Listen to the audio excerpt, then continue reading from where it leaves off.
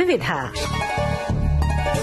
विविध भारती के विविध रंगी कार्यक्रमों की विविधा के सभी सुनने वालों को जयंत पात्रीकर और मनीषा जैन का नमस्कार। जयंत जी, विविधा पिछले कुछ सालों से हमारे श्रोता लगातार सुन रहे हैं जी। और इस कार्यक्रम में एक हमने अंक ऐसा प्रसारित किया था जिसमें सुगम संगीत की कुछ बहुत ही मशहूर रचनाओं को संग्रहित करके और उससे जुड़े हुए कलाकारों के इंटरव्यूज को हमने प्रसारित किया था। उस कार्यक्रम को हमारे श्रोताओं ने बहुत पसंद किया। बिल्कुल, ये वो रचनाएं हैं मनीषा जी जो हम पहले रंग तरंग, रसवंती जैसे कार्यक्रमों में सुना करते थे। अपनी इस विविधा में आज इसी कार्यक्रम को एक बार फिर अपनी श्रोताओं की नजर नॉस्टैल्जिक होते हैं तो याद आते हैं वो कार्यक्रम जो गैर फिल्मी गीत उसमें बजाया करते थे।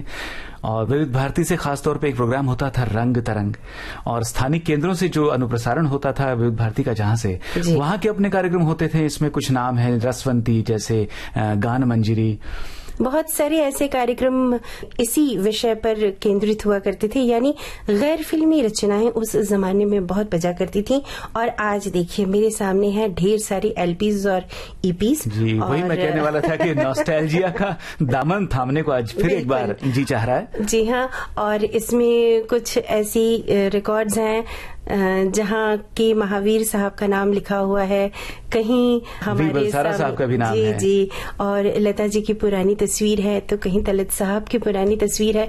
तो देखिए ये जितनी भी रिकॉर्ड्स हैं यूं तो हमने सब डिजिटाइज कर लिए हैं, लेकिन कुछ रिकॉर्ड्स को हम लेकर आए हैं ताकि उसकी महक जो है वो हमारी हथेलियों में रहे। और मनीषा जी, श्रोताओं को बता दें कि ये जो एक फहरिस्त बनी है जी अलग अलग कलाकारों की, इनमें से जो बहुत पुराने और माने हुए महान कलाकार हमारे देश के हुए हैं उनके प्रति एक तरह से आदरांजलि है। जी हाँ, तो हम इस कार्यक्रम का नाम दे रहे हैं श्रोताओं स्वरांजलि, और हम स्वर से अपने उन सभी कलाकारों को स्मरण भी कर रहे हैं और उनके लिए, जैसा कि कहा जयंत जी ने, कि आदरांजलि भी है। तो सबसे पहले हम इस कार्यक्रम का नाम, जैसा कि मैंने कहा, स्वरांजलि है, तो सबसे पहला स्वर पुष्प जो हम अर्पित करने जा रहे हैं वो महान गायक संगीतकार पंकज मलिक जी को है। क्या बात है, अभिभूत हो जाएंगे हमारे श्रोता ऐसा सुन के। अभिभूत तो जरूर होंगे। और मुझे ऐसा लगता है ये जो मौसम है ना, ये कहीं कहीं हमें सच में नॉस्टैल्जिया की तरफ ले जाता है। और दिवाली भी नजदीक है और अभी हम विजयादशमी का पर्व मना चुके हैं, तो एक तरह से आध्यात्मिक माहौल है। और इस गीत में भी वही आध्यात्म है, ईश्वर से प्रार्थना है, स्वर है महान गायक। ये भजन हमने श्रोताओं को सुनवाया मनीषा जी, क्यों ना उन्हीं की एक बातचीत सुनवाई जाए। मैं आपसे एक बात कहूँ बातचीत सुनवाने से पहले, कि जब इस गीत को मैं सुन रही थी ना, तो पंकज मलिक जी के स्वर में जो गीत था हमने सुनवाया, तेरे मंदिर का हूँ दीपक जल रहा, उसमें जो लौ की थरथराहट थी, जो कपकपाहट थी, वो अभी तक हमारे अंदर महसूस हो रही है हमें। और पंकज जी की आवाज की गरिमा वो हमारे पास रिकॉर्ड में है। क्या बात। तो ये जो आपने कहा ना कि रिकॉर्डिंग हम सुनवाते हैं उसके बारे में भी। और ये जो मुलाकात है पंकज मलिक साहब से, ये बातचीत की है दीप नारायण मिठोलिया जी ने। तो बहुत पुरानी रिकॉर्डिंग है श्रोताओं, और पंकज मलिक जी से इस बातचीत को हम आपको सुनवाते हैं। आइए सुनते हैं ये खास रिकॉर्डिंग। पंकज दा, सबसे पहले हम आपसे ये जानना चाहेंगे कि आप फिल्मी दुनिया में कब से आए? मिठोलिया भाई, बोलती फिल्म के भारत में चालू होने की करीब 2 साल पहले ही मैं फिल्मी दुनिया में आ चुका था, यानी सन 1928 में। उस समय मूक फिल्में दिखाई जाती थी, उनके साथ जिस संगीत के बजने का रिवाज था उस संगीत की रचना मैं किया करता था। उसके बाद जब बोलती फिल्में आई तो कलकत्ते में, कैसे कहेंगे, मुझे ही संगीत निर्देशक बनने का सौभाग्य प्राप्त हुआ।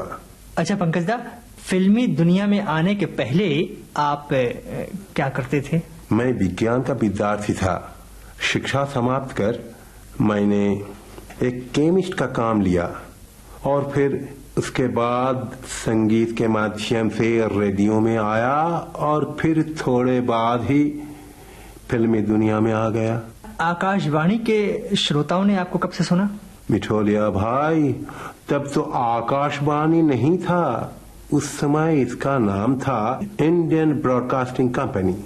मेरे आने के करीब 6 महीने पहले शायद ये कंपनी चालू हुई थी। याद है आपको वो कौन सा पहला गीत था जिसे आपने पहली बार रेडियो में गाया था? उसे तो मैं कभी भूल नहीं सकता मिठोलिया भाई। वो गीत कवि गुरु रविंद्रनाथ ठाकुर की रचना। अच्छा पंकज दा, जरा गुनगुनाइए ना उसे। अरे वाह। अच्छा।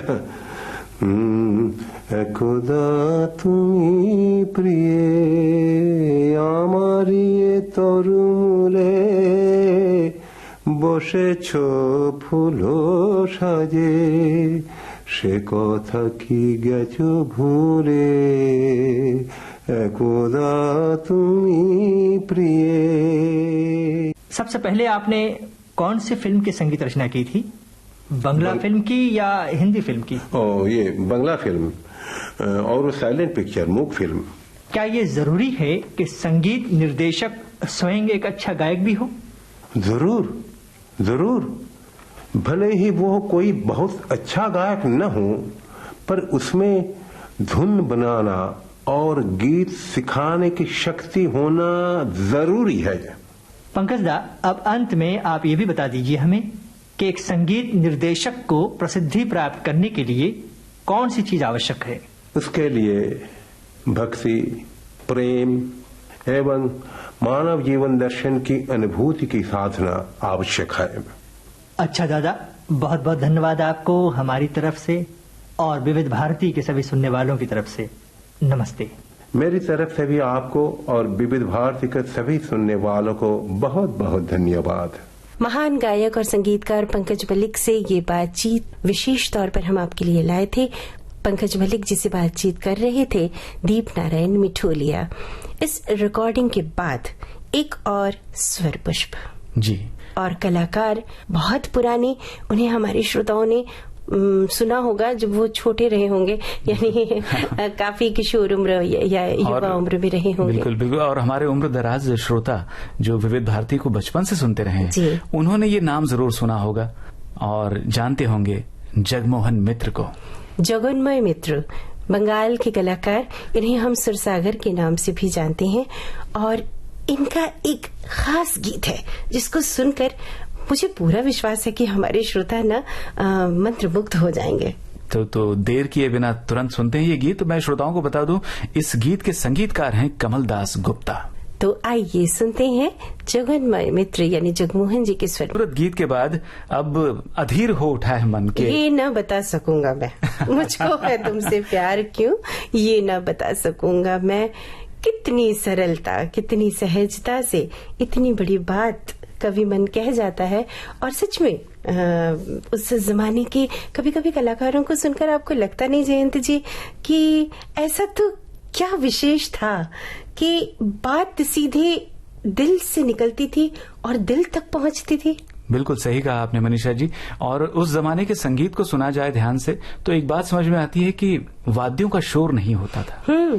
गाने वाले की आवाज जो दिल से निकलती थी वो गीतकार के शब्दों को लेकर के सीधे हमारे दिलों में उतर जाती थी। जी हाँ, देखिए ना, सरल शब्द है, रूप की कुछ कमी नहीं, दुनिया में एक तुम ही नहीं, फिर भी तुम्हारी याद में रहता हूँ बेकरार क्यों, ये न बता सकूंगा मैं। और श्रोताओं, ये हम भी नहीं बता सकते आपको कि हमें क्यों ये गीत पसंद है और आपको ये गीत क्यों पसंद है।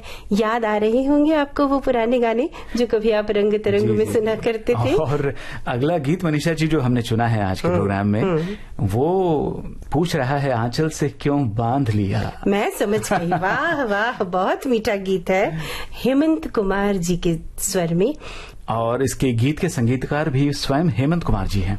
बहुत ही मीठा गीत है श्रोताओं, आइए सुनते हैं। और उसके बाद आपके लिए एक खास चीज भी हम लाए हैं, लेकिन पहले सुनते हैं महान गायक हेमंत कुमार जी। अब श्रोताओं को मिल ही गया होगा, इसे और आगे बढ़ाते हैं। ये हसरत जयपुरी साहब का लिखा हुआ गाना श्रोताओं को हमने सुनवाया, और अब जो एक नायाब चीज हम सुनवाने वाले हैं वो क्या है?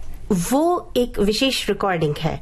आपने मुझे देखा था जब मैं लाइब्रेरी में ढूंढ रही थी खास टेप को, और आपने टोका भी था कि मनीषा जी आप इतनी परेशान होकर के किसे ढूंढ रही हैं। तो मैं दरअसल ढूंढ रही थी हेमंत कुमार साहब की वो रिकॉर्डिंग जो हमारे पास मौजूद है, और हेमंत कुमार जी से बातचीत कर रहे हैं मधुप शर्मा। छोटी सी बातचीत है ये, मुश्किल से 4 मिनट की, लेकिन गागर में सागर है। क्या बात है, आइए सुनते हैं। हेमंत दास, संगीत सीखने के लिए सबसे अच्छी उम्र कौन सी होती है?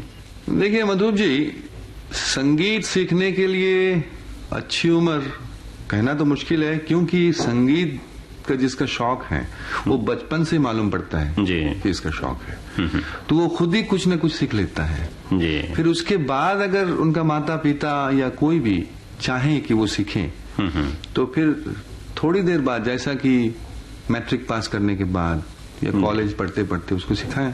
हाँ, मतलब आपका पढ़ाई भी तो होना चाहिए जी।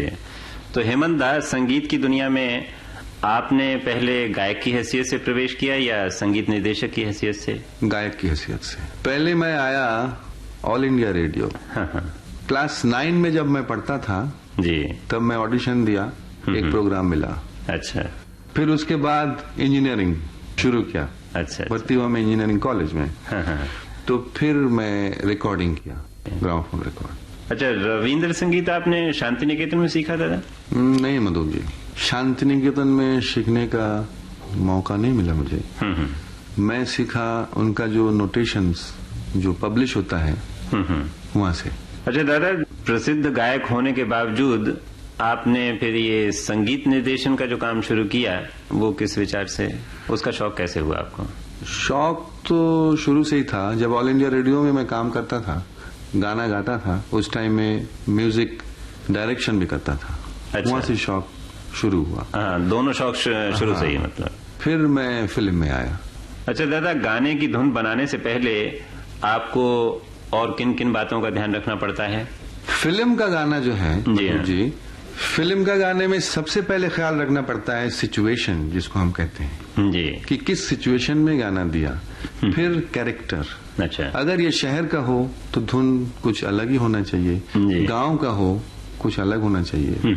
अच्छा दादा, ज्यादा संतोष आपको किस बात से होता है, गा के या एक अच्छी धुन बना के या एक अच्छी पिक्चर दे के?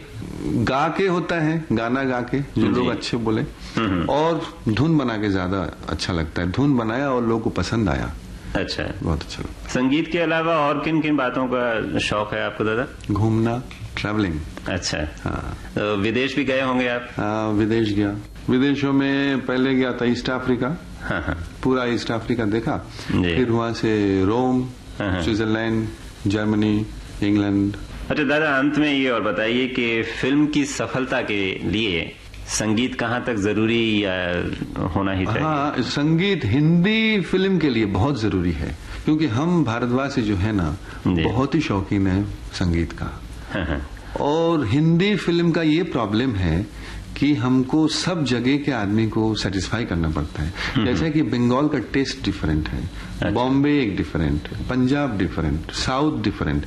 तो गाना ही एक कॉमन चीज है, कॉमन जो है ना वो सबको सेटिस्फाई करता है, इसलिए हम लोग इतना गाना देते हैं हिंदी फिल्म में। अच्छा दादा, बहुत बहुत धन्यवाद। नमस्कार। नमस्कार। श्रोताओं, महान गायक संगीतकार हेमंत कुमार जी से ये बातचीत आपने सुनी। बातचीत कर रहे थे मधुप शर्मा। और श्रोताओं, आज का ये जो विविधा है, ये विशेष तौर पर उन सभी महान कलाकारों को हमारी आदरांजलि है जिन्होंने गैर फिल्मी संगीत को बहुत बहुत ज्यादा समृद्ध किया और जिनके गीत किसी जमाने में आप विविध भारती से सुनते थे, अब भी सुनते हैं, लेकिन उतने नहीं बजाए जाते।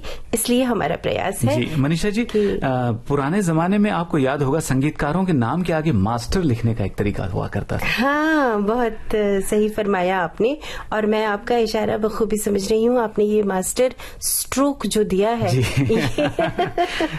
ये एक ऐसे कलाकार की बात है जो बहुत कम उम्र में इस दुनिया से चल बसे और उन्होंने जो गिने चुने गीत गाए, लेकिन वो गीत कालजयी हो गए। 1927 में जन्मे और 1942 में इस दुनिया को अलविदा कहने वाले मास्टर मदन, उनकी मशहूर गजलें हमारे श्रोताओं ने बहुत पसंद की थी और अभी भी सुनिए तो झुरझुरी होने लगती है। जी सही कहा आपने, और हमारे पुराने पीढ़ी के श्रोता ही केवल ये नाम जानते होंगे। मुझे लगता है कि पुरानी पीढ़ी और कुछ हद तक हमारी पीढ़ी जो है वो मास्टर मदन को जानती है। हमारी इच्छा है कि नई पीढ़ी के श्रोता जो इस प्रोग्राम से जुड़े हैं वो भी इस आवाज को सुने। और एक मशहूर गजल, आप सोचिए कि 14-15 साल के बालक के स्वर में क्या कमाल की ये गजल है। सागर नजामी साहब का कलाम है और संगीत पंडित अमरनाथ का। एक मशहूर गजल है, हैरत से तक रहा है जहां वफा मुझे। कच्ची उम्र के इस कलाकार का आवाज पर नियंत्रण देखिए और गाने आपको सुनवाई, कैसा लग रहा है? मैंने पहले ही कहा था ना कि मास्टर मदन की आवाज में गजल को सुनने के बाद एक देह में झुरझुरी सी पैदा होने लगती है। और कुछ ऐसी ही लर्जिश है आवाज की एक और गायक के स्वर में। जी, वो गायक हैं तलत महमूद। वाह क्या बात है।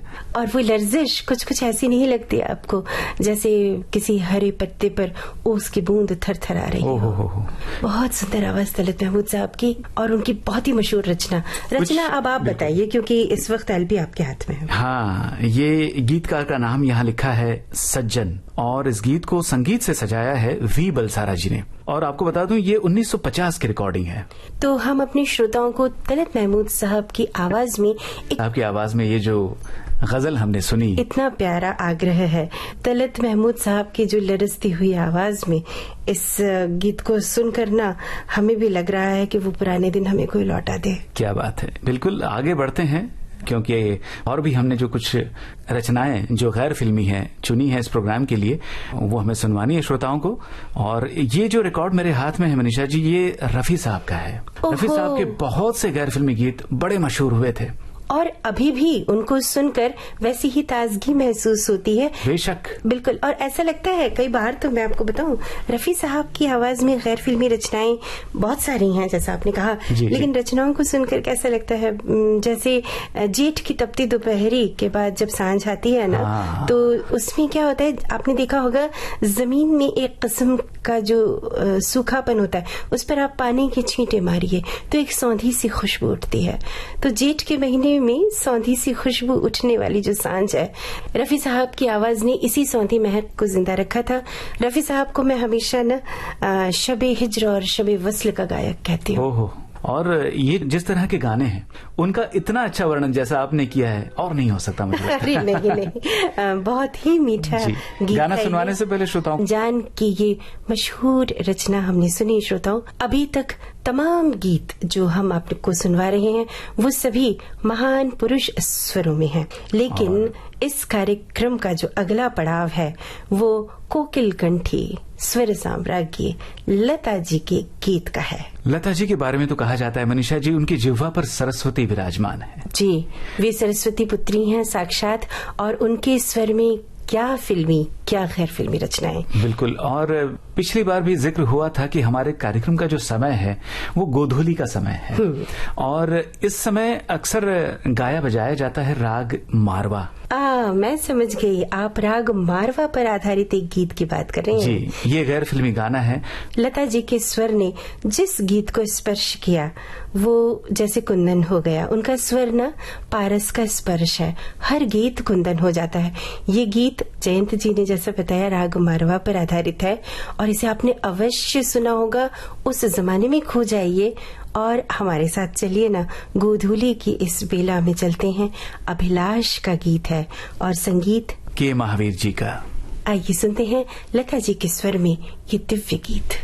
के स्वर में ये खूबसूरत गीत सुनने के बाद मनीषा जी ऐसा नहीं लगता मौसम कुछ उलझ गया है? बहुत उलझ गया जयंत जी। मैं तो आपसे ये कहती हूँ कि इन गीतों को सुनकर तो मैं खुद उलझ गई और ऐसी उलझी हूँ कि समझ नहीं आ रहा कहाँ से सुलझाऊं सारे मन के तार। और इन गीतों को सुनकर के अगर मन उलझा है तो ऐसा भी लगता है कि ये उलझन कभी ना सुलझे, क्योंकि हम इस स्वर सरिता से बाहर निकलना ही नहीं चाहते, इसी में डूबना उतराना चाहते हैं और चाहते हैं कि एक और गीत श्रोताओं को सुनवाएं ताकि आज की जो ये संगीतमयी विविधा है इसके संगीत में और वृद्धि हो जाए। बिल्कुल बिल्कुल। और ये जो गीत हम आपके लिए लेकर आए हैं श्रोताओं, मन्ना डे साहब की आवाज है और इसके संगीतकार हैं वी बलसारा। मैं ना जयंत जी आपकी जो चुनाव है उसकी बहुत तारीफ करती हूँ, क्योंकि ये गीत सुनने का बहुत दिनों से मेरा मन कर रहा था, और जैसे ही मैंने देखा कि आपने इस गीत को चुना है तो मन्ना दा जैसे साक्षात मेरे सामने आ गए।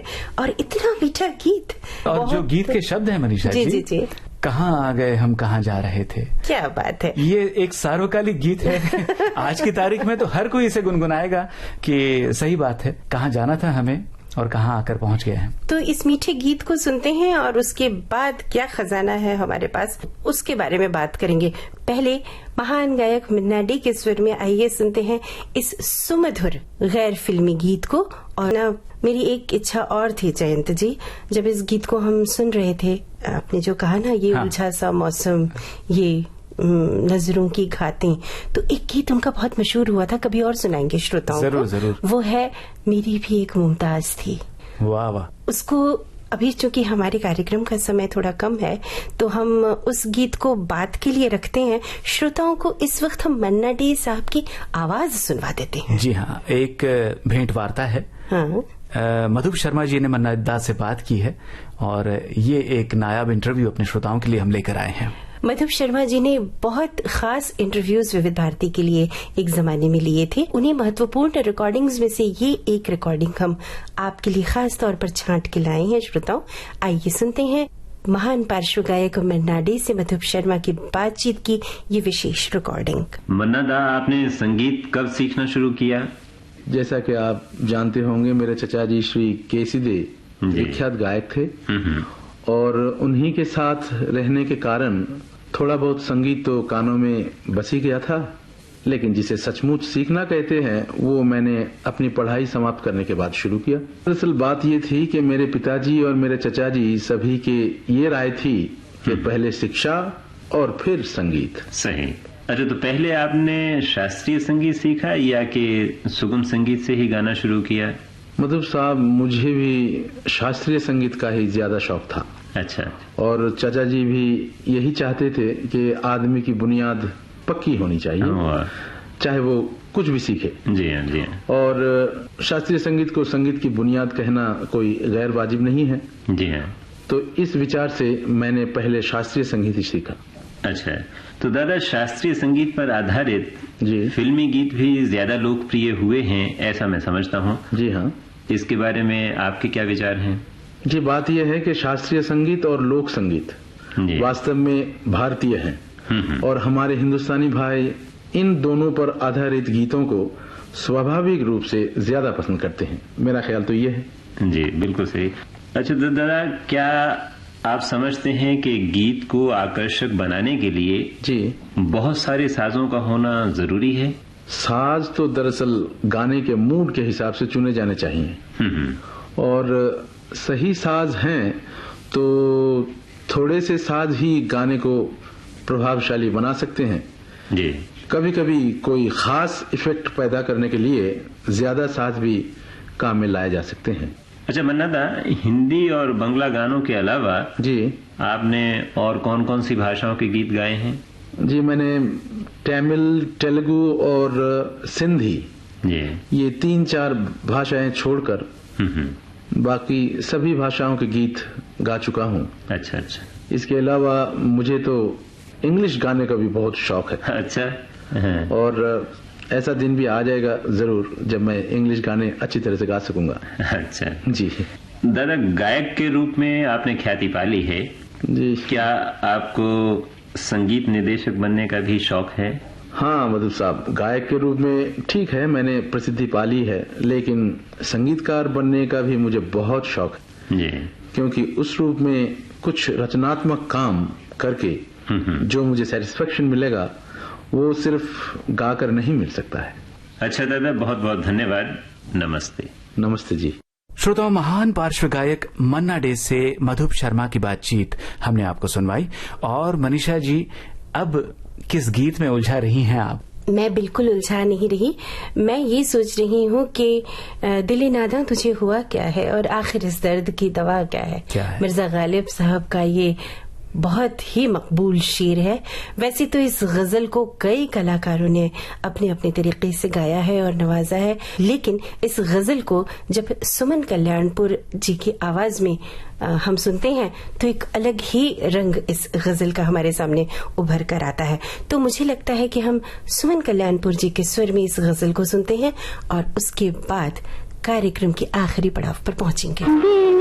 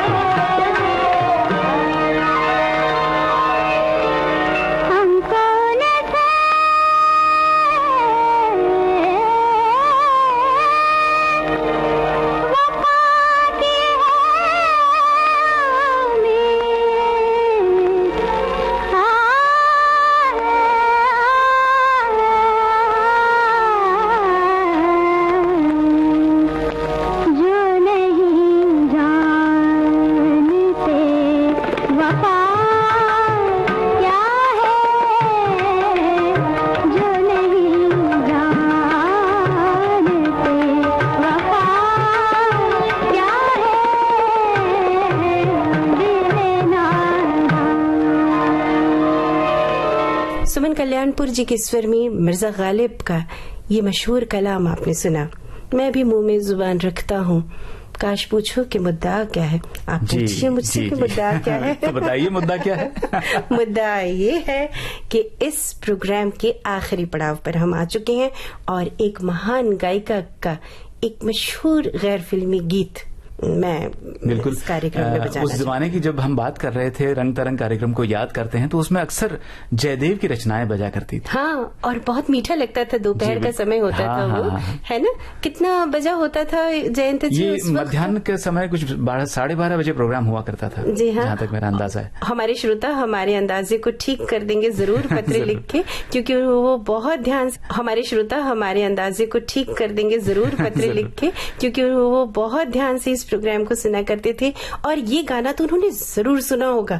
तो आइए श्रोताओं, इस गीत को सुनते हैं और आपके साथ भी इस रंग में तरंगित हो जाते हैं। जी, संत मीराबाई की बहुत ही सुंदर रचना है, संगीतकार जयदेव। ये जो कार्यक्रम हमने फिर एक बार अपने श्रोताओं की नजर किया निश्चित रूप से हमारे श्रोताओं को बहुत मजा आया होगा मनीषा जी। जी हाँ, अपने श्रोताओं से लेते हैं इजाजत इस वादे के साथ कि इसके बाद के अंक में हम आपके लिए फिर कुछ खास लेकर उपस्थित होंगे। इस वक्त दीजिए अपने मित्र मनीषा जैन और जयंत पात्रिकर को इजाजत। नमस्कार। ये थी विविध भारती के विविध रंगी कार्यक्रमों की विविधा।